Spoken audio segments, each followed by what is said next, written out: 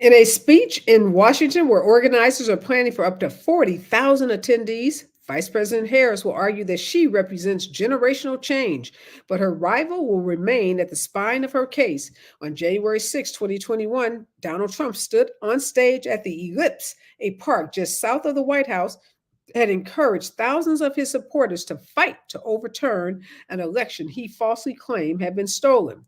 Former President Trump sought to head off the major speech Vice President Kamala Harris is planning to deliver tonight by casting her as responsible for all of the nation's ills, while also attempting to draw attention away from bigoted and racist remarks at his rally in New York. Well, Trump's allies have shown anxiety that the backlash to the Madison Square Garden event and descriptions of him as a racist and a fascist may be breaking through to segments of voters in battleground states. Today, the former president sought to attack VP Harris with the very accusations he himself has been facing, telling a group of supporters and reporters at his Mar-a-Lago club in Florida that her message has been a message of hate and division. And the Democratic strategists are increasingly hopeful that Kamala Harris's attempts to cast Trump as a fascist, paired with an expansive battleground state operation and strength among female voters, still energized by the end of federal abortion rights, will carry her to a narrow triumph. Even some close to Trump worry that the push to label him a budding dictator who has praised Hitler could move small but potentially meaningful numbers of persuadable voters. And the criticism and controversy over the comedian Tony Hinchfield's joke about Puerto Rico and Puerto Ricans calling the island a floating island of garbage, which Trump himself did not disavow when he addressed the rally on Sunday, are now at the forefront as the two presidential candidates vie for the support of Puerto Rican voters, especially those who remain undecided. Puerto Ricans living in the U.S. mainland are the nation's second largest group of Latino eligible voters after Mexican Americans. This is the news of the day, and this is Areva Martin in real time, and I'm your host, Areva Martin. This is your one-stop destination for today's trending news, expert analysis, and my unfiltered opinions. This is hour two of Areva Martin in real time, and this is the hour where we go deep, where we dig behind those headlines and bring you the stories that people are talking about. Well, today, the biggest news and the biggest stories that people are talking about have to do with this election, because we are literally 1 week out. Although voting has been taking place for weeks across this country, on Tuesday, November 5th, it is the last day, not the first day, but the last day of voting. And unlikely that on that night we will know the winner. If last election cycle was any indicator, it wasn't until Saturday after Election Day that we actually learned that Joe Biden and Kamala Harris had won that election. But there is a lot of polling out there. Some say Donald Trump and his team and those associated with the Republican Party are flooding the zone with fake polls that are skewed to suggest that Donald Trump is winning. They say he's doing that so that in the event that he loses, he'll be able to make the argument that how could I possibly have lost when all of these polls had me up by considerable margins across the country? Well, some say that's yet a tactic that he hopes to use in the event of a loss. But there are some reputable polling sources out there, but even those are telling a very conflicting story of the state of this race. Again, as you know, I've been on this 7-state battleground tour, and a part of that has been talking to voters, it's been talking to pollsters, it's been talking to people in the Democratic National Committee party. It's been talking to members of the Harris Walls team. And I've been getting lots of poll information from these various sources. And I can tell you that the polls are all over the place. And if you are a Democrat, like I'm sure many of you are, you know that we are traditionally very much anxious. We're anxious as a party. We tend to worry a whole lot. Remember the red wave that was supposed to happen when, it didn't come to fruition, but we were so worried about Republicans sweeping the House and the Senate a couple of years ago. Well, that same level of anxiety is very present. in the battleground states. I'm sitting now in North Carolina, where I will be out knocking doors tomorrow night. Wednesday, I'll also be at 3rd and Fernwood. It is an African-American owned spot at 1100 Metropolitan in the city of Charlotte, North Carolina. If you are in Charlotte or know anyone that lives in Charlotte, make sure you come by, check us out at 6 p.m. tomorrow night. Again, it's 3rd and Fernwood. It is an African-American spot. We're going to be playing some great music, providing some complimentary food. You'll be able to purchase some drinks and support a Black business while engaging with local elected officials, community leaders, and others. We're going to be in conversation about how does North Carolina make up the 74,000 votes that went for Donald Trump and gave the state to him in the election in 2020. Again, we're going to be talking about what North Carolina voters, particularly Black voters, need to do to ensure that Donald Trump doesn't have a repeat of 2020, and that is win this state again. So to help us make sense of all of these conflicting polls, we have an expert joining us. Y'all know I love my experts. You know, I don't like to get out of my lane. And so when we have these kind of thorny issues, it's always good to talk to someone who has their fingers on the pulse, who has spent their entire career working on the issue at hand. And so in this hour, I'm going to be talking to Dr. Tabitha Bonilla. She is a polling expert. She's the co-founder and head of a strategy group that works on campaigns. She has a lot of experience working on national campaigns, polling different demographics, and helping folks understand where elections are, particularly tight races like this presidential race. So when we come forward, we're going to be talking to a polling expert about which of these polls should we believe, which ones should we just ignore, and should we be really at this late date, a week before the election, even paying attention to any of the polls. When we come forward, more of today's breaking news, and the hottest story in this election season is what's going on with these polls, right here on KBLA Talk 1580. You're listening to Areva Martin in real time on KBLA Talk 1580. Black Women for Wellness and Stand LA are standing up against harmful oil drilling in South Los Angeles. Our Bad Neighbors campaign exposes the serious health risks of drilling in our neighborhoods. You've seen the billboards, posters, and coffee sleeves around South LA. Now join the movement to protect our health, our families, and our future. Visit bwwla.org/no-drilling to learn more and get involved. That's bwwla.org/no-drilling. Did you know that 1 in 6 African-American men will be diagnosed with prostate cancer?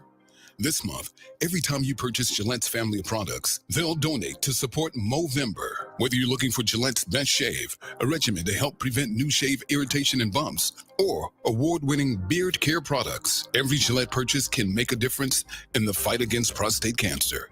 Visit pggoodeveryday.com/Movember for details. Exclusions apply. Halloween's coming alive at Target. Jackie and Gordy, the Jack-O-Lanterns, here with last chance Halloween deals. Looks like Mom's got the old pumpkin bucket stocked with the best candy, starting at $5.99. Lucky pumpkin bucket. Oh, there's Dad party planning with a same-day delivery order. Yes, it's a BOGO 50% off pizza party with Target Circle. Plus, buy 3, save 40% on soda 12 packs with Target Circle. Nice saves, Dad. Make your Halloween come alive at Target. Need it last minute? Get same-day delivery with Target Circle 360. Restrictions apply. We're not just a thermometer recording and broadcasting popular opinion. We aim to be a thermostat, transforming the conversation about climate justice in our community. This is KBLA Talk 1580. Moments like making my kids my famous meatballs mean a lot to me. But after being diagnosed with metastatic breast cancer, or MBC, which is breast cancer that has spread to other parts of the body, they mean even more. I take Ibrance, palbociclib. Ibrance 125 milligram tablets with an aromatase inhibitor is for adults with HR-positive, HER2-negative NBC as the first hormonal-based therapy. Ask your doctor about Ibrance and visit Ibrance.com. Ibrance may cause low white blood cell counts that may lead to serious infections. Ibrance may cause severe inflammation of the lungs. Both of these can lead to death. Tell your doctor right away if you have new or worsening symptoms, including trouble breathing, shortness of breath, cough, or chest pain. Before taking Ibrance, tell your doctor if you have fever, chills, or other signs of infection, liver or kidney problems, are or plan to become pregnant, or are breastfeeding. Common side effects include low red blood cell and low platelet counts, infections, tiredness, nausea, sore mouth, abnormalities in liver blood tests, diarrhea, hair thinning or loss, vomiting, rash, and loss of appetite.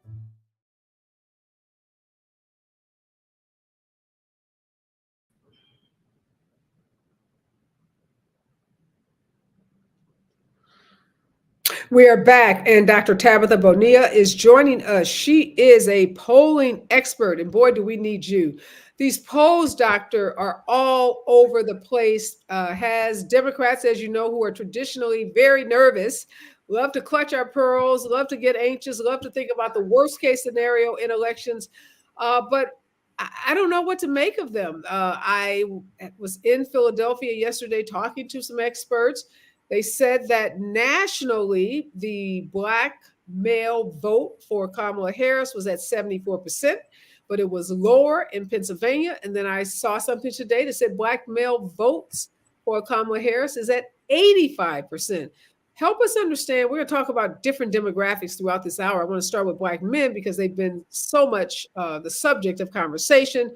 This, narrative that was spun, I think, mostly by media, that they were defecting in huge numbers, either to Donald Trump or third-party candidates, or just sitting out this election altogether. Now, on the ground, talking to Black men, they're saying that that's a farce, that that's not true, that Black men are likely to, be at 85, if not higher, because traditionally they're the second most reliable voting bloc for Democrats behind Black women. So tell us what's happening first with Black men. Then, like I said, we'll talk about some other demographics.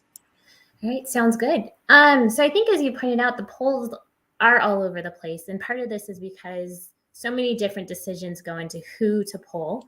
And it matters a lot where we're polling. And I think the controversies around Black men really stem from this idea that we assume that they're going to show up in very high numbers for the Democratic Party, as they traditionally have done. And I think part of the reason we're seeing so many differences is because there's a real age gap in Black male voters.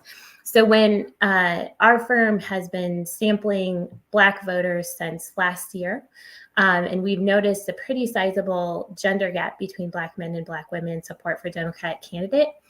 But one of the most striking things we've started noticing over the spring and summer is that older Black men do show up for Democrats in very high numbers, so very close to that 80-85% that you're talking about. But younger Black men are actually quite low relative to that. We've seen as low as 50% of support for Gen Z and millennial voters in some of our polls. So it could be, and it's hard to say without looking at all the polls, it could be the fact that some of these polls are capturing different age cohorts. And that's one of the differences. And, part of that might be who's easy for the pollsters to access based on where they're trying to get people's information. So, okay, what is your polling saying in battleground states? So if you're saying your polling is around 80 to 85% for Black men, middle age, or just millennials, I'll start with that, and that for younger Black men, Gen Z, it's around 50%. Is that true nationwide, or is that true for battleground states? Where do those numbers apply to? So our most recent polling has been nationwide. We have found the battleground states don't look that drastically different in our samples from the national polls. And we have seen this, this gap between older men and younger men throughout. So I think our most recent battleground poll, unfortunately, was about a month ago, which at this point feels a little out of date, but it did show a pretty similar breakdown of around 80 to 85% for older Black men and around 55 to 60% for younger Black men. Does that surprise you? Because you think about younger people, generally more progressive, right? You would think perhaps not as sexist as older Black men, would be more aligned with a candidate that doesn't, fit the traditional profile of who's been president in this country, a candidate that has gone on podcasts, that has, been a part of HBCU events, has made colleges and universities a big part of her campaigning. So when I think about what Kamala Harris has done, particularly related to young people, I would think that those numbers amongst younger people would be higher. But what are we missing there? So I think there are different motivations. So I think you're talking about, possibly one thing driving the gender gap among Black voters is sexism. And I think that you're right. I think that is possibly a part of it. And I think it's more likely to be true for older Black men than it is for younger Black men. And a lot of our polling, some of the things we're finding with younger voters, there's some people who are upset about foreign policy, about what's playing out in Gaza. There are people who are really upset about the economy and feeling like nothing anybody does is really affecting them and making their life better. And I think the last thing to be mindful of is, for this demographic, it's harder to actually go and vote. And so this lack of interest or the lack of willingness to just pick the Democratic candidate because that's what's expected of you might be a little bit less just because you haven't been doing this for years and years as older Black men have done. Okay, so what is your polling saying about Black women? We know, again, the most reliable voting bloc for all Democrats historically has been Black women. I've seen some polls that say Black women are in the 90s, like over 90% breaking for Kamala Harris. Is that consistent? And doesn't seem to be a differential based on age. So it's not like younger women are polling less than. It seems like just kind of in a monolithic way, Black women are solidly, like I said, in the 90%. Is that consistent with what your polling is showing? So we do see a little bit of an age gap among Black women as well, but it's much less drastic than among Black men. So on average, we're seeing, in the low to mid 80s for Black women support of Kamala Harris, but older Black women are almost at 90%, while younger Black women are closer to 80%. So there is a little bit of a variation, but when we're talking a much smaller gap, right? This is subject, of course, to some margin of error. And so I don't think our numbers are that inconsistent from a read for some Black women at 90%. But on average, we're seeing closer to 85. So we know, Doctor, that both candidates have been making a big play for Latino voters. Kamala Harris has done town halls with Telemundo. She has spent a lot of time in battleground states like Arizona, where there are large Latino populations. Donald Trump has also been making a big play for Latino voters. In the 2020 election, Latinos broke overwhelmingly for Joe Biden compared to Donald Trump. And again, like Black men, there was talk leading up to this election next week that Latinos were, falling out from the Democratic Party, some because of abortion issues, some Latinos being, religiously conservative, others around the economy. What are your polls showing for Latino voters? And we break it down in terms of Latino men who may, again, have been subject of news articles that they identify more with Donald Trump because of the whole machismo, the male kind of image, the I'll call it, toxic male identity that he portrays. So where are we with Latino voters?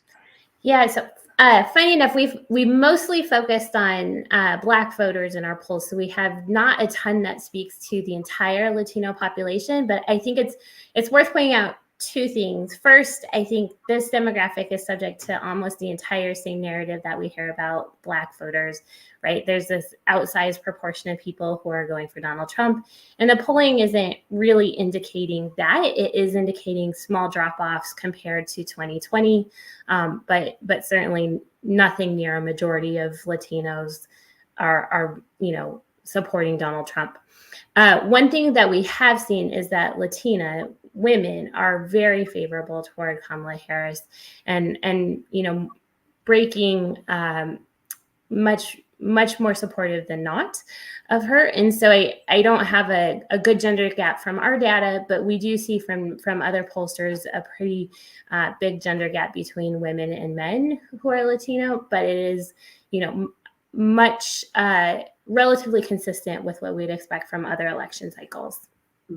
What do you think, if any, this Sunday night debacle, Madison Square Garden, the racist, attacks on Puerto Ricans, the backlash, the coming out by Bad Bunny, J-Lo, Ricky Martin, and other high-profile Puerto Ricans, artists and performers and celebrities, Puerto Ricans being the second largest Latino voting bloc in this country, and having, hundreds of thousands in many of the key battleground states. Do you think that will have an impact on Latino voters in any of those margins? I think on the small number of Latino voters who have not decided, I think that this probably will have impact, but I think we're already seeing kind of the Donald Trump response. Today, there was, the Puerto Rican people speaking in favor, talking about Donald Trump himself was saying, no one has done more for Puerto Rico than I have as president. So I think voters tend to be inclined to confirm what they already believe from what they're hearing. And so unless you weren't already focused on a candidate and thinking that someone was going to meet your needs, this might not have a ton of impact. That said, we're in a pretty close race. In all the swing states, there's not a lot of room for error for either party. And so something like this actually could be enough to bring a few more voters and mobilize them against Donald Trump. So, Doctor, one of the things that people ask me all the time, how in the world could this election be so close? People look at these two candidates and the stark differences. One, a convicted felon who's been adjudicated as a rapist that is still facing federal, criminal charges. One that has, created so much chaos when in office. And another one that has a track record, of success as a senator, as a vice president, as an attorney general. People are having a real hard time understanding how is the race so close when Donald Trump has what traditionally would have been so many things in his past and present that would make him, that would disqualify him even to be on the ticket. I think we talk a lot about this in trying to understand just the change in the tenor of the candidates, but also about what voters are talking about and what they're thinking about in terms of who to vote for. And I think this is a really clear example of how things have changed, of what polarization has allowed people to find acceptable. And I think this is one of the difficulties of having two parties who feel so far apart, when some people are, willing to excuse, what happened on January 6th, or the fact that Donald Trump is a convicted felon, or dehumanizing language at rallies, either because I think for some people they agree with some of these things, but for some people, and I think frankly a significant portion, are probably voting for this party because they think that this is the better option. Democrats may have gone too far in the other direction. So it's difficult because these are things, traditional values, and I think many political scientists are concerned about the turn of how voters are thinking about accountability, who they'll hold accountable, and for what. And we know that the gender, I should say, of the candidates is playing some role. Have the polls been able to depict or determine what role, how significant of a role is the fact that Kamala Harris is a female? Are the polls showing us that for a lot of voters, that's an issue? I honestly, at this point, I don't know that I've been able to suss this out from the polls. I think typically this takes us just a little bit longer, only because, we need multiple steps of this analysis. We need to know how people are thinking about gender. We need to know why they're supporting who. I suspect that we will find that her gender is going to matter quite a bit, as will her race and background as a migrant. I think we also hear it in the ways that people talk about her, and the way that people are willing to minimize her expertise and her track record, as you have pointed out earlier in the show. Well, it's very interesting. There is a way, though, that pollsters like yourself will be able to post this election, yes, ferret out that information. I mean, we know some of it from Hillary Clinton's unsuccessful run in 2016 and the role that gender played in terms of her race. But obviously now we have gender plus race that has to be, factored in. When we come forward, I want to talk about white women because obviously they are such a critical part of this election. A lot of people believe that, unlike when Hillary Clinton ran, because of the overturning of Roe v. Wade, the Dobbs decision, that there may be a different calculation for white women who voted, overwhelmingly for Trump in 2016 and then again in 2020. The question is this going to be a new day? Because unlike those two election cycles, you did not have, this overturning of Roe v. Wade. Stay with us, talking about polling and which polls are reliable 1 week out from this consequential presidential election. Stay with us, KBLA Talk 1580. More of Areva Martin in real time when we come forward. I'm Amber Payton with 4 things you should know from BIN News. The Warriors will be without their franchise player for at least the next 2 games. Golden State guard Steph Curry will miss 2 games due to an ankle injury. He's set to be reevaluated on Friday. Curry suffered the injury during the third quarter of the team's loss to the LA Clippers on Sunday. A little more than a month after Helene weakened from a hurricane into a tropical storm and tore across parts of western North Carolina, state emergency management officials are reporting the death toll has risen to 99. A federal court rejected a GOP challenge to 225,000 North Carolina voter registrations. The RNC and state GOP sought to remove these voters as potentially ineligible. And Miami Heat legend Dwayne Wade is responding to those criticizing his statue on social media. The statue unveiled over the weekend outside the team's arena was widely criticized for lacking resemblances to Wade. The 42-year-old said the statue doesn't need to look like him and is, quote, an artistic version of a moment that happened, end quote. Get BIN News on demand 24/7 at BINnews.com. A solo accident involving 2 left lanes are currently blocked due to the vehicle that spun out on the 110 North before the 101 is causing downtown traffic from MLK Jr. Boulevard up to 25 minutes running stopped. A stall is blocking the carpool lane of Mission Hills 405 North before Devonshire Street. Also, West LA's 405 North at Sunset Boulevard. A 40-minute backup runs heavy from Washington. Culver Boulevard split as the stall blocks the right lane. Also, watch for a 3-vehicle accident on the southbound side of the 405 on Wilshire Boulevard, adding on to some heavy traffic. Then, before Washington Culver Boulevard split, a separate accident in Culver City involving 2 vehicles blocks the left lane, with 30 minutes of a backup running heavy from Wilshire Boulevard. Hey, Amazon Prime members, why pay more for groceries? Shop Prime exclusive deals at your local Amazon Fresh grocery store and get savings on thousands of grocery items. Save up to 50% on weekly grocery favorites and 10% on Amazon brands. Find an Amazon Fresh store near you. Select varieties. This is the KBLA Sports Minute with Ray Richardson.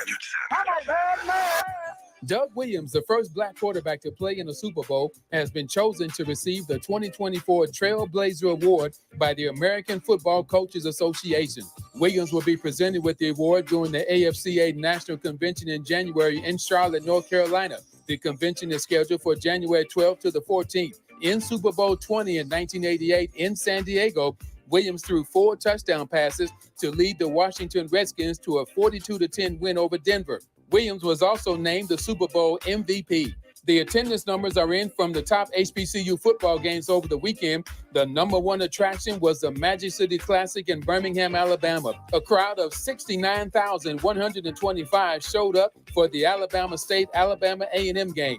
Alabama State won it 27-19. No debates, no speculation, just the info you need. That's your KBLA Sports Minute. I'm Ray Richardson on KBLA Talk 1580. Are you an entrepreneur looking to take your business to new heights? KBLA Talk 1580 is your partner in success. Every day, we celebrate and elevate Black-owned businesses across our community. Our KBLA SMB Marketplace currently features The Cookie Dip, Badass Bakes, Hair Concoction, Higher Education Accreditation Consulting, LACC Radiology Technology Department, and Malik Books. Your business deserves to be heard. Let KBLA Talk 1580 amplify your voice and connect you with our powerful community of listeners. Email smb@kbla1580.com today. That's smb@kbla1580.com. At KBLA Talk 1580, we've got your black.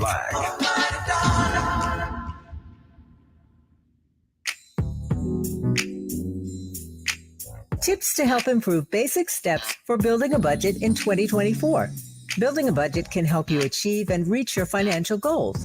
With a budget, you can keep track of your spending, avoid and get out of debt, limit overspending, pay bills on time, and build solid savings habits. What's the best way to get started? Figure out how much to set aside for expenses like rent, mortgage, bills, groceries, and entertainment. Understanding your past financial habits can help you make the proper adjustments for your budget. Adjusting to a budget can take time as you work to find the right balance, but keep working on it. For more financial health tips, visit chase.com or stop by a local branch. This segment is sponsored by JP Morgan Chase & Company.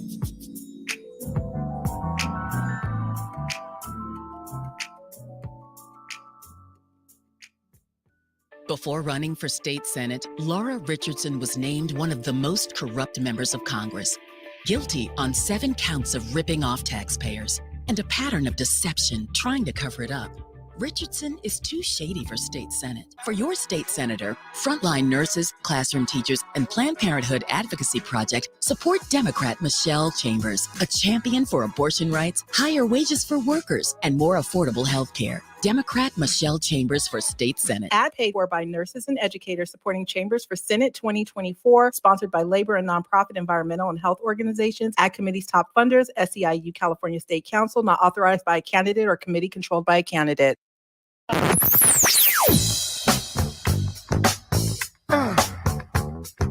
This is KBLA Talk 1580. Talk radio. That's music to your ears.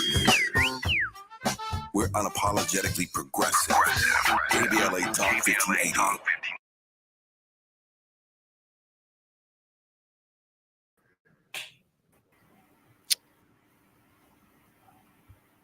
We are back and we're talking about these polls and how conflicting they are. Polls taken since October 23 have mixed results, some with Harris ahead in some, Trump taking the lead in others, and some showing a tie. However, no polls are showing margins beyond a few points outside the margin of error, meaning that the candidates are in an effective deadlock. This is a little concerning, of course, for Democrats who won the popular vote of the last 8 elections, excluding 2004 when George W. Bush was reelected. Since the Republican Party enjoys an advantage in the Electoral College, such close national numbers are alarming to the Harris campaign. A lot of folks don't necessarily, Dr. Bonilla, appreciate the difference between the popular vote and how you win the presidency through the Electoral College. Help us have a better understanding of that, because we know that Donald Trump, likes to think that in the last election, could not believe that he lost the election because he talked about the, 70 million plus votes, but he didn't win the Electoral College. So just give us a little brief primer on what's the difference between winning the popular vote and winning the Electoral College. Yeah, so the popular vote is just the raw vote counts. So if we were to have just a popularity contest as a way we decide president in terms of number of votes, then the person who got the number of votes would win. And often that is the Democrat, including actually in 2020, despite what Donald Trump has claimed. But because the Electoral College assigns a number of electorates to each state by the population in the state, it means that our votes don't necessarily translate directly into support of the candidate. It matters for what state we live in. And some states have a lot more electorates per person than others. So highly populous states like California, New York, which are very Democrat states, have a lot fewer or a lot more people per electorate than a lot of rural states, which tend to be Republican strongholds. And so in this way, Democrats can stack up the popular vote and still lose in the Electoral College if a lot of the more rural states tend to vote for Donald Trump. Yeah, a lot of people find that just confusing and not a fair process, but obviously until we do away with the Electoral College, that is the way that it is, which is why there's so much focus right now in those battleground states. Pennsylvania, for one, has 19 electoral college votes, so it's one of the biggest prize of the 7 swing states. Let me ask you about a story that's been in the news lately about polls, and it's that Donald Trump and Republican-related entities are flooding the zone with polls that show him winning, so that one, they can impact the average, because polls are typically, they take 4 or 5 together, add them together, then divide them by the number of polls to get an average of all the polls. And so some believe that this is a strategy that he's using so that if he does lose, he'll be able to point to these polls and say, there had to be cheating because I was up by, X percentage in all of these polls. Is it possible to manipulate polling in that fashion? So I think there's a couple different pieces of your question that, if you don't mind indulging me, I'd love to break down. So the first piece that I want to kind of talk about is, can a poll affect how people show up or how they vote? And the answer is yes. This is one of the things that researchers talk about as affecting the 2016 race. So if you remember, most of the polls were saying Hillary Clinton was almost a sure win. And then, of course, she loses. And one of the things that researchers have found is that by reporting that she was almost certainly to win, it may have caused voters to actually stay home because they thought they didn't need to go vote because it was already in the bag for her. But the second thing that I think is really important here to think about is if you can manipulate polling outcome, and the answer is absolutely, right? We know a lot about how finicky polls are, right? There's a lot of decision making that goes into who's taking the polls. Are those people representative of the places that we're trying to poll? Do they have opinions of the people who are going to show up to vote on election day? And so you can easily manipulate these things. Independent of that, though, if you are reporting that the polls say that you are ahead, what this could do is set us up for another type of way to have a contention around the election result, like we saw the last time, right? This is one of the reasons people claim that they were so upset, why we saw January 6th happen. And so if this could be similarly setting people up for this expectation that Donald Trump will win. And if he doesn't, right, it gears people up to protest, to not accept the election result, and to think that there might be some kind of electoral impropriety, like some people thought there was in 2020. So I do think that is concerning, because if we lose trust in our electoral systems, that's a pretty bad thing for democracy.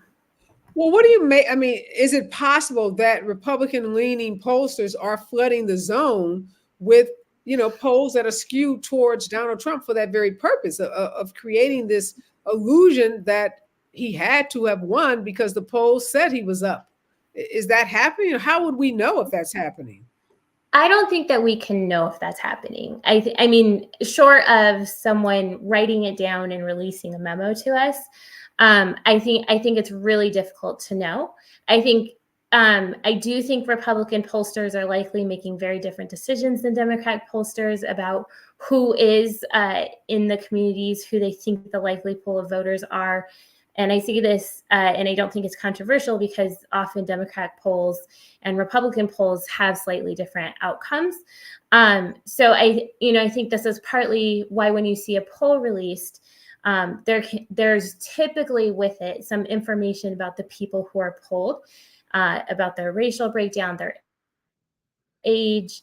And we also want to see something called the margin of error, which kind of tells us how much certainty we have about the estimates these pollsters are making. So we can definitely look at Republican polls and talk about potential bias in those polls, but that doesn't quite get us to the decision-making process that Republican pollsters are making.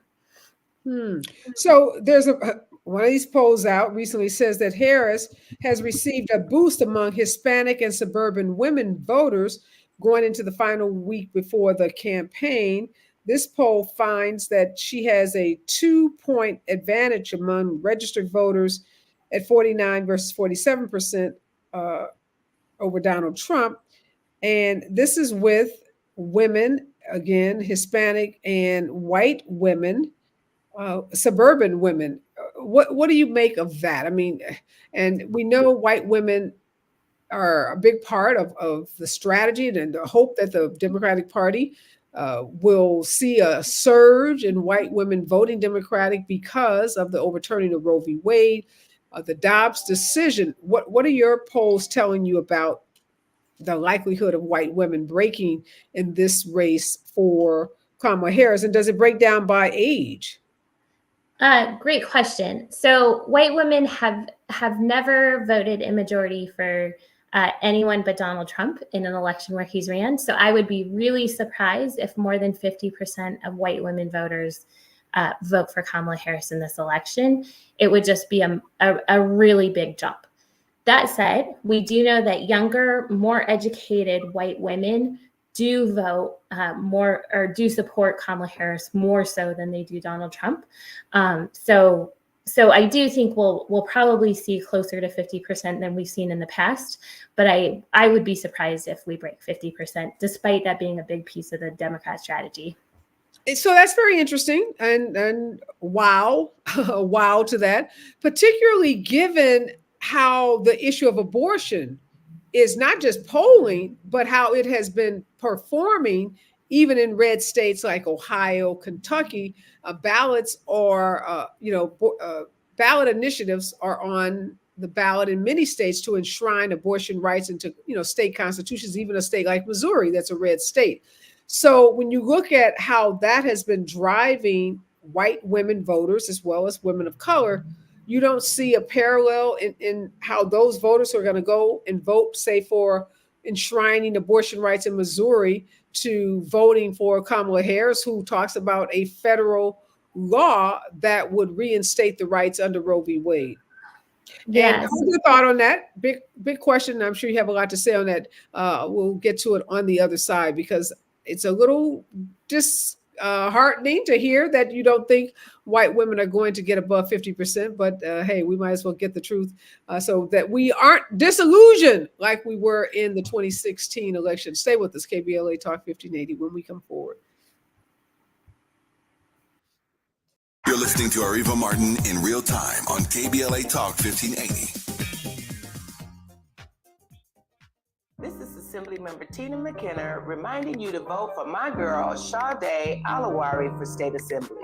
Sade is a part of our community, and she's the partner I need in Sacramento to help fight for economic justice, affordable housing, healthcare, and so much more. Sade is just like us. She comes out of our community, and she spent years working in our community, bringing people together. That's why she's endorsed by Los Angeles Mayor Karen Bass, Supervisor Holly Mitchell, teachers, firefighters, and Planned Parenthood advocates. This is Tina McKenna, and I need you to make a plan to vote, and to vote by Tuesday, November the 5th, for Sade Alawari for State Assembly. Ad paid for by Opportunity PAC, a coalition of teachers, nurses, faculty members, school employees, and public and private labor, healthcare, and environmental organizations. Ad committee's top funders, California Teachers Association, not authorized by a candidate or committee controlled by a candidate. Chevy, All the Things 2024 Truck Season Radio 30, code GWMR 0294000. This truck season, think about all the things you can do in a Chevy truck. You'll be able to, or you can even just, with impressive towing, incredible bed and tailgate functionality, and multiple powertrains, Chevy trucks have what you need to get things done. When you want to do it all, Chevy's got you. Chevrolet, together let's drive. With reported hate crimes rising in recent years, California has responded through outreach efforts across state government and in collaboration with community-based organizations for the launch of CA versus Hate. This non-emergency, multilingual hate crime and incident reporting hotline provides an anonymous reporting option for victims and witnesses of hate acts reported in 15 different languages through the online portal and in over 200 languages when calling the hotline. Report anonymously by calling 833-866-4283. Monday through Friday from 9 a.m. to 6 p.m. or online at any time at cavshate.org. Climate justice, climate equity, climate resilience. By any other name, we demand environmental justice in 2024 and beyond. We're KBLA Talk 1580, and we don't black down.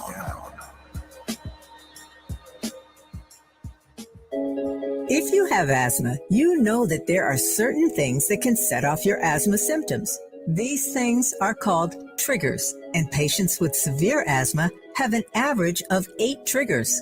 It could be pollen, dust, pollution, colds, viruses, smoke, or stress. If you know your symptoms, you have already taken the first step to managing your asthma. The next step is to write your triggers down in a notebook or journal and record your symptoms when you come across those triggers. This will give your healthcare provider valuable information about what you can do to help manage your triggers. By understanding your triggers and writing them down, you are on your way to taking back control of your lung health. Visit luma-edu.com for more guidance. This message is brought to you by Amgen and AstraZeneca. This is Congresswoman Maxine Waters. You can call me Auntie Maxine. I'm running for re-election to Congress, and Vice President Kamala Harris is running for President of the United States. We both need your support and your vote. Maxine Waters for re-election to the 43rd Congressional District, and Vice President Kamala Harris for President of the United States. What a team. More affordable housing, support for health care for everyone, more capital for small businesses, more full disability for deserving veterans, lower taxes for the average taxpayer, making the big billion-dollar corporations pay their fair share, a criminal justice system that is respectful and fair for everyone, not a system that locks up the little people while too many of the rich and powerful commit crime and don't get convicted. Fairness and justice for all. Yeah, we can do this. This is Congresswoman Maxine Waters speaking truth to power. This is Congresswoman Maxine Waters, and I approve this message.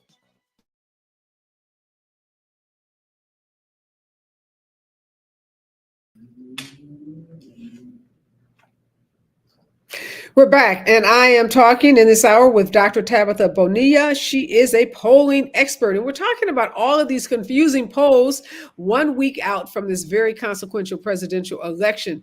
And before we went to break, the question was about white women, and you made the revelation that historically white women never vote at greater percentages than 50% for Democratic candidates, and you had no reason to expect it to be different this year.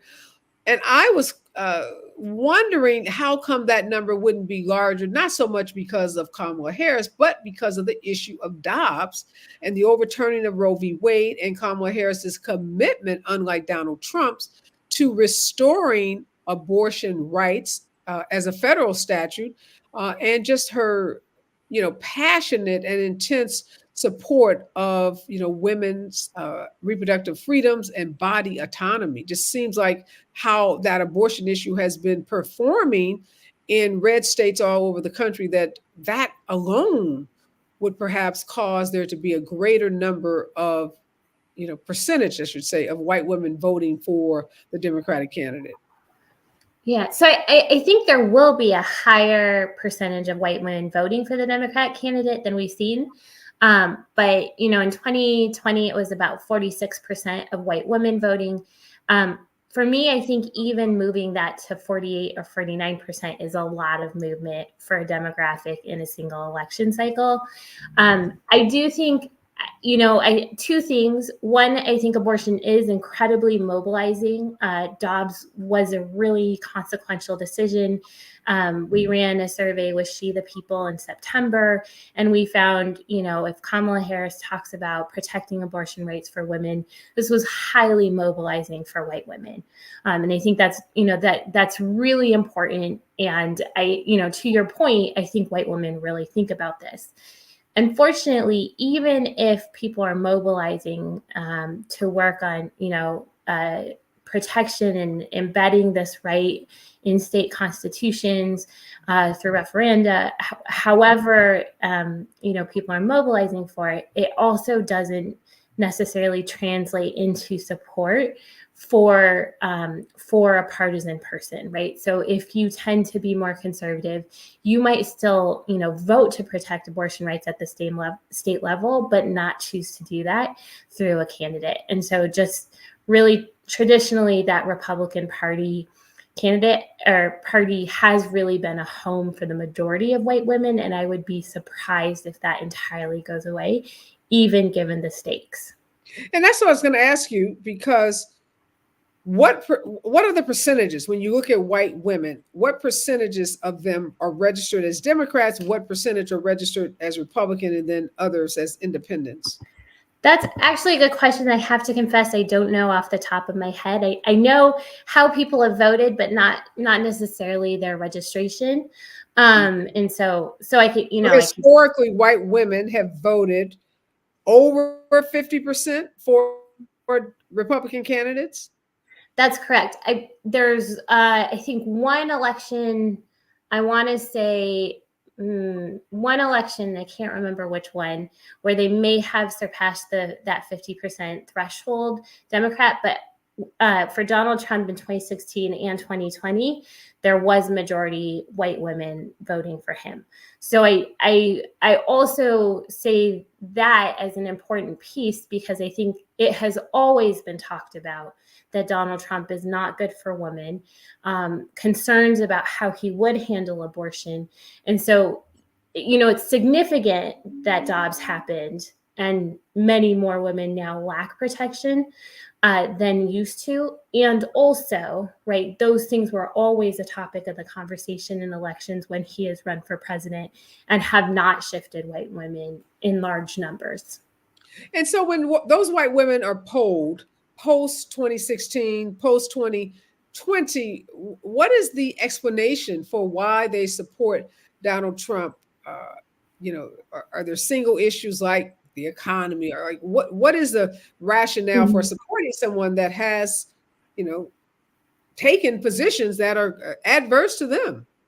Yeah, I think the economy, I think immigration, I think many of the same topics that you would expect Republicans to say matter are also mattering to these women and mattering more, right? And I think it's also I think it's really important also to point out, right, this does matter by education. So once we see college educated women, right, they're at college educated white women, I think, and some of the one poll I was looking at, we're at about 60% support for Kamala Harris compared to, closer to 42% or lower for not college educated white women. So education makes a really big difference here. And I think that's a pretty important, piece of information to pay attention to. And the last demographic we haven't talked about we haven't talked about several others, but the one we'll end on is white men. Where are white men polling for Kamala Harris versus Donald Trump? So there's like we talked about at the beginning of our conversation, whereas there's a gender gap among Black men and women, there's also one among white men and white women. And the gender gap between white men and white women, I think in this election cycle seems to be, typical of as it has been, and I think also runs very much along the lines of education, just like with women. So more educated white men tend to be lean Democratic, while less educated white men tend to lean very strongly Republican. Mm-hmm. So if you were advising someone who's reading the polls every day, how do they know which of the polls are accurate, which of the ones are reliable, which are the ones that they should even, follow or consume? That's such a good question. And I kind of want to say the pollsters disagree too with each other. And they will sit there and poke holes at other people's polls. So I think what I would say is, I think, Obviously, as someone who runs some of my own, I want you to say, hey, we have important things to say. But I think that, polls shouldn't be what makes your decision for how you vote or whether you decide to vote. To me, those should be very separate things, but they can inform some of your decisions about, if you want to donate to someone, if you want to go help canvass. And so I think what I would say is kind of look across polls, look to see if there are long-term trends, look to see how people have historically measured up in their polls, and also look to see, if someone's the only person saying something, it might be worth paying attention to, but it might also be, something you have to watch out for. Yeah, exactly. So yeah, it can be really tricky. Vet the polls, I think, is the summary of the message. That's correct. Of your message. Well, thank you so much, Dr. Bonilla. This is clearly such a nerve-wracking time for us. Everybody's on pins and needles. This election is 1 week off, which everyone I think that I've talked to in the battleground states can't wait for next Wednesday to come. There's been so much work, so much anxiety around this race. Again, I'm in Charlotte, North Carolina, broadcasting live today. I will be at 3rd and Fernwood tomorrow night, Wednesday at 6 p.m. Join us, 1100 Metropolitan Avenue. I'm going to continue to share with you folks I'm meeting on the streets in battleground states. Again, we're going to keep a close eye on this election. Next voice that you hear will be Robin Ayers in the Rowell Report right here on KBLA Talk 1580. Stay with us.